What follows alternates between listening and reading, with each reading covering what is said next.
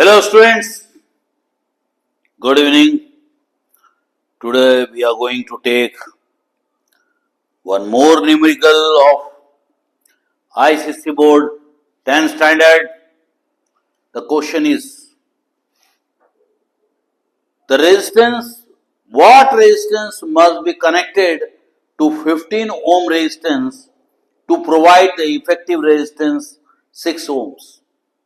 यानी कि जो इफेक्टिव रेजिस्टेंस है वो 6 ओम है और ओरिजिनल रेजिस्टेंस है वो 15 ओम है।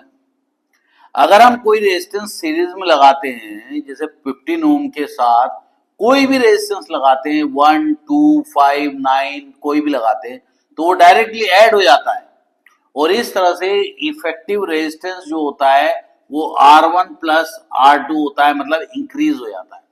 अब यहां पर रेजिस्टेंस क्या हो रहा है? डिक्रीज हो रहा है। डिक्रीज हो रहा है इसका मतलब इफेक्टिव रेजिस्टेंस कम हो रहा है।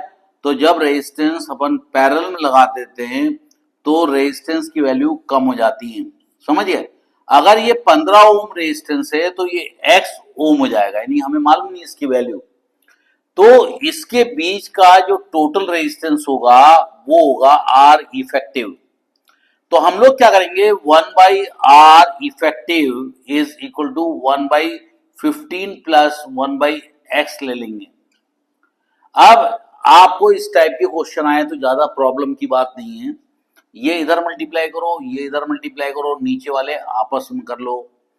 तो 1/R effective is equal to 15 plus x upon 15 into x, 15x। और ये जो इफेक्टिव रेजिस्टेंस है ये दिया हुआ है 6 ओम्स। कितना दिया हुआ है? 6 ओम दिया हुआ है इफेक्टिव रेजिस्टेंस। इसको ब्रैकेट लगा लो, इसको क्रॉस मल्टीप्लाई कर लो, इसको इधर भेज दो, तो ये हो जाएगा 15x is equal to 6 into 15 plus 6x। ये इसके साथ भी मल्टीप्लाई होगा, ये इसके साथ भी मल्टीप्लाई होगा।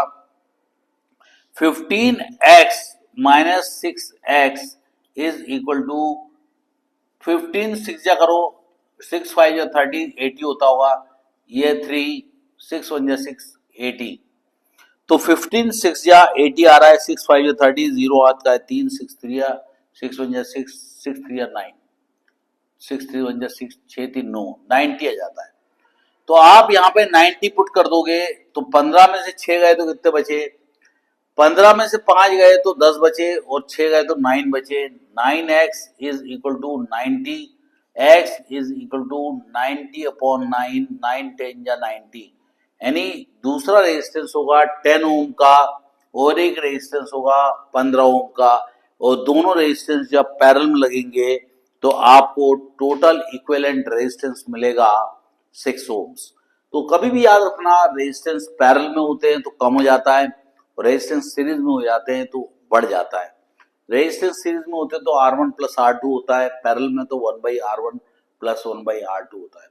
तो आपने क्या किया, ये इफेक्टिव रेजिस्टेंस 6 दिया हुआ था, क्रॉस मल्टीप्लाई करा, आपका आंसर आ जाएगा 10 ओम्स, यानी कि आपका ये रेजिस्टेंस 10 ओम्स का होगा। जब दोनों पैरेलल में लगाओगे आपका आंसर आ जाएगा 6 ohms. So bye bye students, God bless you all, take care.